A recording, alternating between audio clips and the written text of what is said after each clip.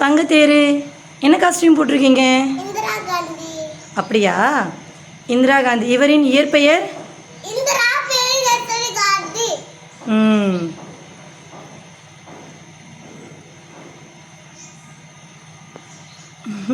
இல்லை இல்லை வேணாம்.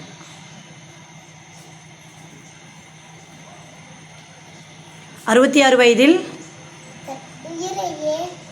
நம் நாட்டிற்காக அர்ப்பணித்தார்.